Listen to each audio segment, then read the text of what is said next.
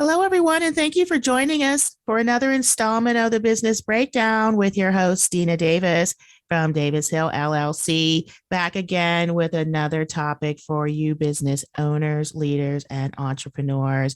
And each week I ask my clients, friends, people I run into, I ask them what's on their mind, what are the hot topics, what are the types of things that are keeping them up at night.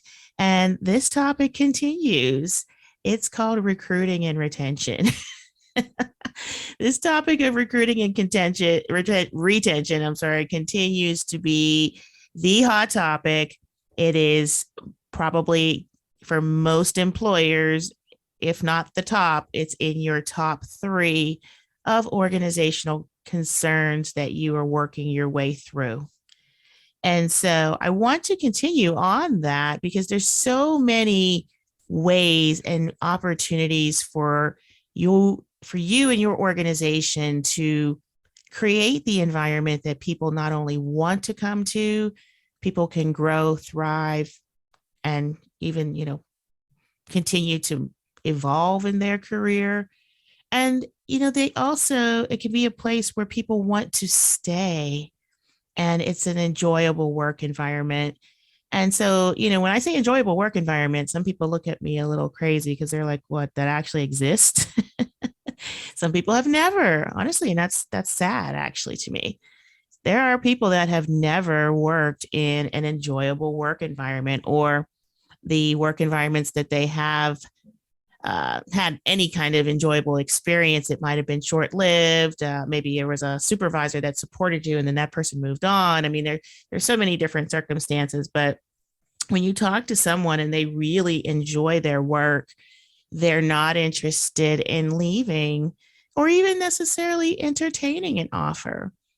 And, for us on the recruiting side, those are those hard nuts to crack, meaning in one hand, you respect that person. Of course, we respect everybody. We respect all candidates. But, that person that says, hey, you know what, Dina, I'm really good. I am in a good company. I have great opportunities. My salary's in line with what I think I should be making. I have flexibility, so what, I appreciate the offer or to speak with you, but I'm really happy right now. And, that's what we all want our employees to say. I'm happy. I'm happy right now. I have the things I want and need to feel secure. And when you think about that list of things that that person has shared, again, I have salary, I have support, I have respect, and, I have good relationships with my teammates. These are all things that are fundamental for most of us in what is a foundation of establishing trust. And so today on the business breakdown, I'd like us to dig into this topic of trust. Again, when we're talking about recruiting and retention, a lot of times people want to run to mechanics and they want to say, what job board do I post? And what questions do I ask? And how do oh, it's just all about these task activity driven items, which are necessary, but those are the output, not the input. The inputs are the things that I'm sharing each week on the business breakdown. These are the things that are creating a work environment that makes it easy for you to attract and keep the people that you hire and that help your organization to grow. And so, again, talking about those things that candidates want, candidates become employees when you hire them. If it's not the right time for them to join your organization, you keep them as a warm candidate, where you keep them as what we call a warm lead, meaning we might reach out to them periodically. We might even give them our personal emails and phone numbers, tell them to reach out to us if their circumstances change or if they're interested or if they see something that's available. So we continue and we build those relationships with people, even if they're not interested in your opportunity at that moment. And why do we do that? Because things can change in any given moment. Someone can tell you that they're happy and they're secure in their role, and then the company makes an announcement that they're going to be shipping, that same job is going to be moving to a different state. and they're not in a position to move because they just started a new family and they really need to be close to their extended family for support, right? That was actually a real situation that we had. And so it's always incumbent on us, particularly as recruiters, but if you're doing your own recruiting, which is still everyone should be recruiting. So let me just make that clear. It's not just a recruiter's responsibility to recruit. Anyone that has a leadership role, has ownership of an organization, has any vested interest in having good employees in that organization should be recruiting to some degree. Now, again, I say to some degree because they're not going to necessarily have all the same responsibilities as a dedicated recruiter, but recruiting is all of our responsibility. And really, what that is us going out, making sure we're connecting with the talent that we're looking for. We know and we start to develop means and methods to find those types of skills. And we start to think about the best ways for us to get to know that person. And, that's AKA the interview process, right? How do we get to know you and what sort of things can we share about our organization to help you understand who we are? So all of those things happen up front. But again, once we do all of that and we get the person in the door, if you're not prepared and have already thought through proactively, not only am I going to get them in the door, but how do I keep them? This is where this thing I call trust. I don't call it trust. It's called trust, right? This is where trust comes into the picture. And, this is one of those areas where, again, when we're so busy, a lot of times as leaders, owners, et cetera, we're also working or have some other responsibilities. And sometimes it's very easy to forget some of the basic foundations of creating good organizations. And it's not to say that we completely forget what, that looks like, or it just means that there are times where our efforts towards that are a little bit more conscious than others. When we're really busy and we have a lot of orders and everyone's really pulling every string to try to make sure we can meet the customer's goals and deadlines of, providing our services to them, that's a way that everyone pitch hits in the organization. And you know what? We might have to, push a few things off on the timeline, which is okay. And everyone typically understands that when we're really busy. Now, when we're not really busy, again, you can have the opposite effect where, sometimes things are magnified because you don't have activity or other things to distract them. So there are times there where some of those things that you could be working on from a trust index can be more amplified just because there's just less activity and people are more aware of some of those things, or they see them or feel them more often. So, as a business owner, as a business leader, this topic of trust, I would say should be, to me, in my personal opinion, should be at the top of your list. I love making money. I love planning. I love sales. I love business development. I love those things, but none of them exist without trust. So whether I'm building trust with a new client, I'm building trust with teammates, I'm building trust with leaders that, bring me in and again, trust me to help them through various circumstances. It all comes down to trust. And I say this again as a recruiter, I'm kind of end to end on the HR side, but as a recruiter, it makes my job so easy to sell. And I say sell intentionally, a great work environment. It is so easy to sell a great work environment. It is so easy to get candidates that are qualified and interested in your role when your organization already has a great reputation.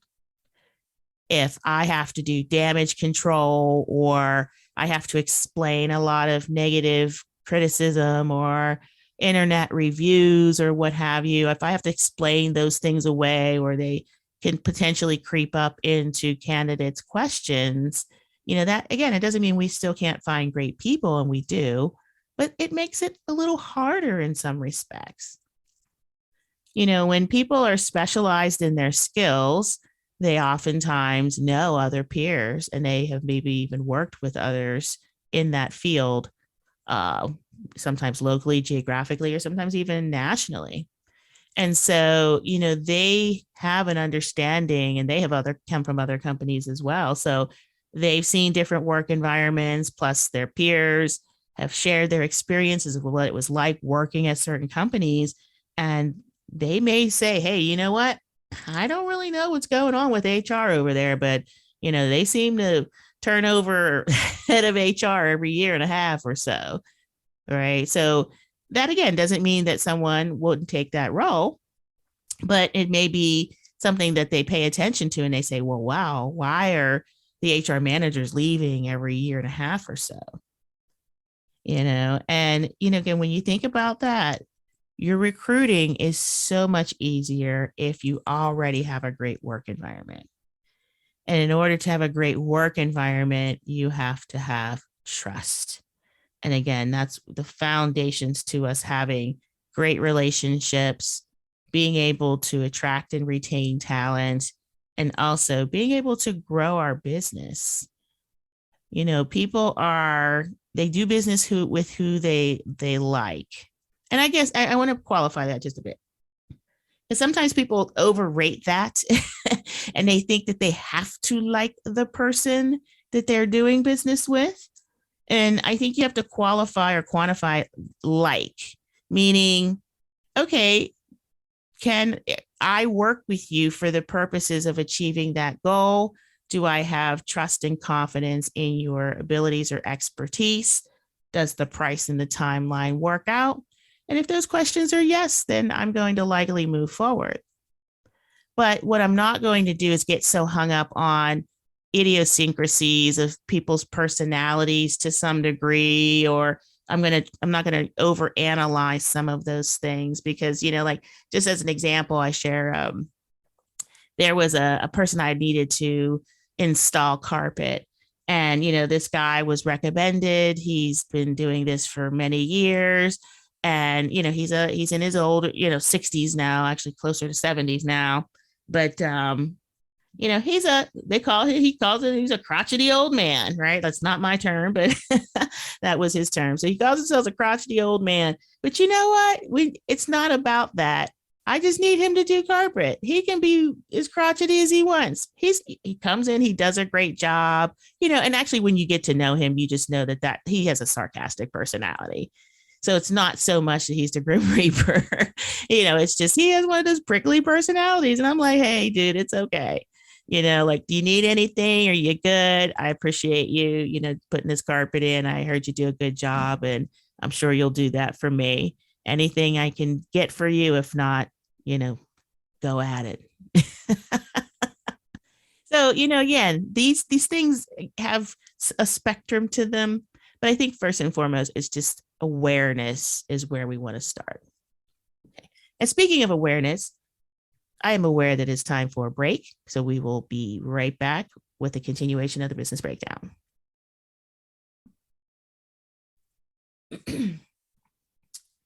Thank you for joining us again for another installment of the Business Breakdown with your host, Dina Davis from Davis Hill LLC, back again. And I'm going to pick up where we left off right before the break. So, in short, recruiting and retention for most employers, business owners, and leaders is in the top two of their concerns. For most of them, it's in the top concern. The war for talent, we know, is steep, and people, they are very being a lot more, I think, assertive and demanding on the things that are important to them. And I'm actually really happy to see that, believe it or not. And so what we're talking about in relation to all of this is our ability to win this war of talent. It's going to come down to trust. Very, very, very simple word that has a lot of complex meaning and context. And so where can we start with this thing called trust as a business? And so I'd like to introduce a model. This is actually something I've done this in the past in a lot greater detail, But this, I think, is a great framework that you can start with that helps you to answer some of these fundamental questions about your organization. And so this is it's called the Trust Index. And the Trust Index is something that was created by Great Places to Work. So, Great Places to Work, if you're familiar or not, I will explain. Great Places to Work is a organization that pretty much has come up with a series of statements or questions that they'll ask in a form of an engagement survey. Typically, there's other ways to do this, but most people, most companies will go through the engagement survey.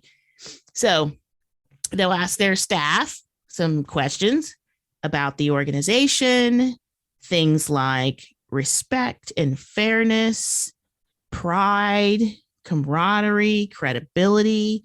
These are some of the foundations. Actually, these are the foundations of the Great Places to Work Trust Index. So just again, just to cap off the Great Places to Work. So if you want to look them up, again, it's called Great Places to Work Inc. And they have a lot of really great resources. But what I'm reading from and drawing from for some of the commentary today is on the Trust Index specifically. So the Trust Index, again, is getting into the heart of what makes your organization healthy. And again, at the foundation of that, we know that trust, whether it's your employees trusting you, your customers trusting you, your customers trusting your employees will do what they say that they're going to do. All of this, again, everything we do in business is about relationships and trust. And so this trust index, it goes into a couple of different dimensions that you can start to unpack for your own organizations. So we'll start with the first, which is called credibility. And so credibility in the trust index model is really talking about the trustworthiness and competency of management in displaying values of leadership. So basically, do your managers have credibility with your staff? Do your staff and your employees feel confident in your leader's ability to lead? And so that's really where credibility comes in. And some of the ways that we'll be able to see or measure credibility is in things like two-way communication. How well do people exchange information or feel as if information is exchanged? Do they have, again, confidence in the manager's competence, right? So if you are a accounting manager, do I have confidence not only in your accounting ability, but your ability to run an accounting function and to manage, coach, develop, and lead other accountants, right? So that gets into the competence of the manager, which is tied to credibility and integrity, reliability of management, meaning do people feel as if they can go to management? And if they do they feel confident that they can rely on management? So that credibility for your organization, honestly and truthfully, I can say these others they're all important, but I would rank credibility at the top. Credibility is what is going to make or break your organization's ability to attract and retain, basically. People don't want to work for very long organizations where there's shaky foundation on communication. The managers aren't really knowledgeable about what needs to happen and can't provide them with direction or training.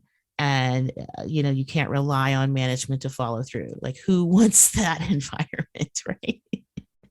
So again, credibility. So when you're thinking about that, again, you can ask yourself questions like, is management easy to approach and talk with? Does management deliver on its promises? And does management set its expectations clear and communicate those expectations clearly? Those are some things to ask yourself Are you ethical and honest in your business practices? If you have any gaps in any of those, you can even think about how to address them with your team or how to address them across the organization. But if you have healthy boundaries and you have great communication, your managers are competent, you invest in their skilling as well. Coaching is a huge investment for management as well as training. So if you're investing in those things, you are likely going to have that foundation for credibility, but you have to also have people that have the right characteristics.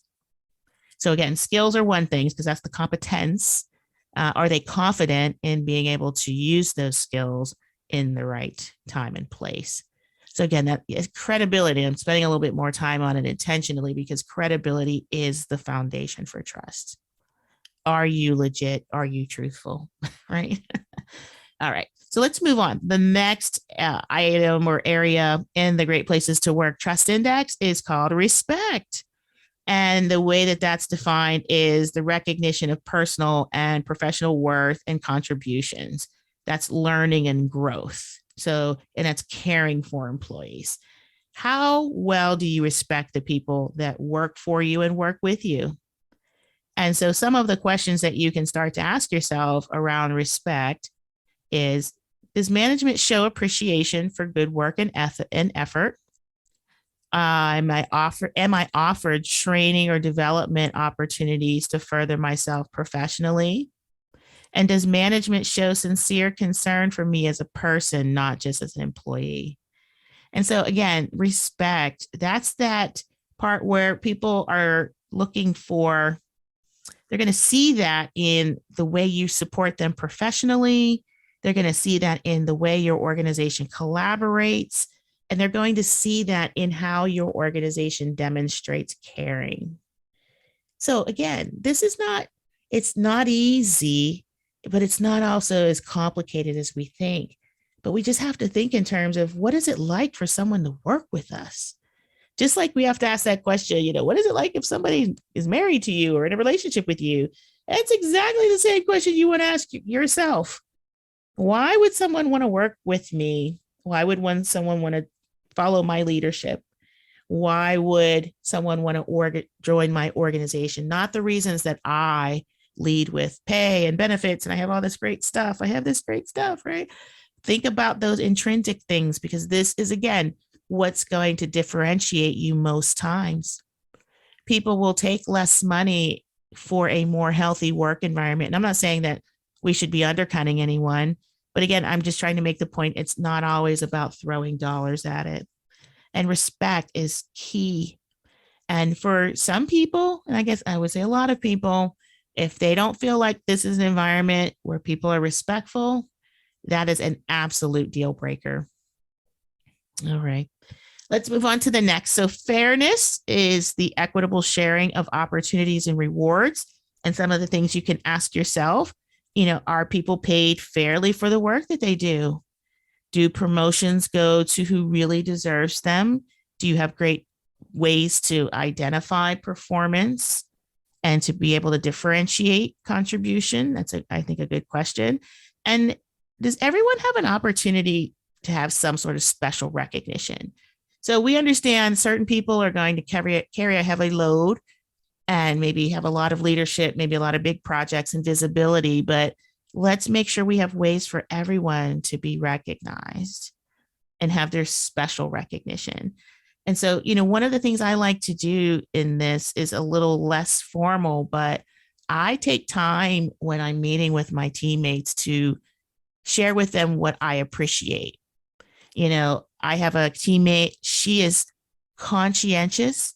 I love it. That is exactly why she's hired. And that is the core fundamental part of her job. And I love her for that because I know I don't have to worry about checking certain things because she's checked it 6 times over.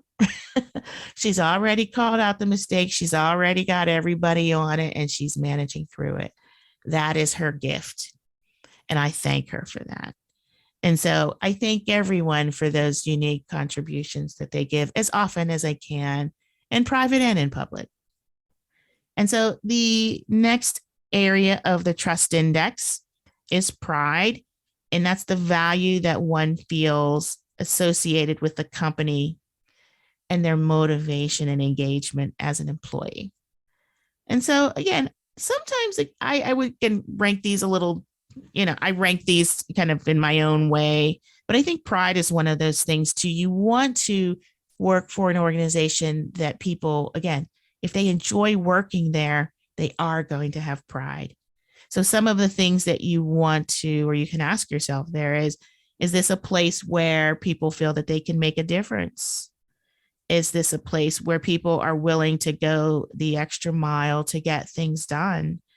And, what work here is special and what's not just a job. Because again, there's a lot of opportunities we have through the work we do to be our own mini philanthropists, right? All right. And the last category in the trust index is camaraderie, which is really focusing on friendliness and sense of community.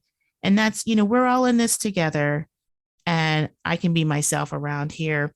Those are two comments that if you have good camaraderie, obviously people would respond favorably to.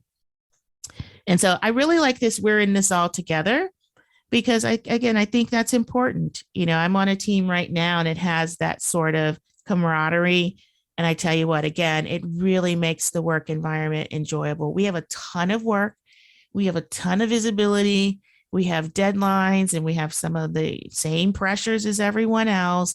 But the fact that we know we're in this together, we're all bringing our superpowers and we're keeping our foot on the gas and keeping things moving at a healthy pace. And we commit to that to each other. And so, again, not something that you have to pay for, right? But has a huge impact. And so we're at our time here for the business breakdown. I appreciate you listening once again. Again, I was reading from the Trust Index from the Great Places to Work model and thinking about how you can start to frame your thinking around what's best in your organization. How can you promote that? And how can we share that to the people that might want to join your organization tomorrow? So, hope you enjoyed today's input. Thank you and have a great day.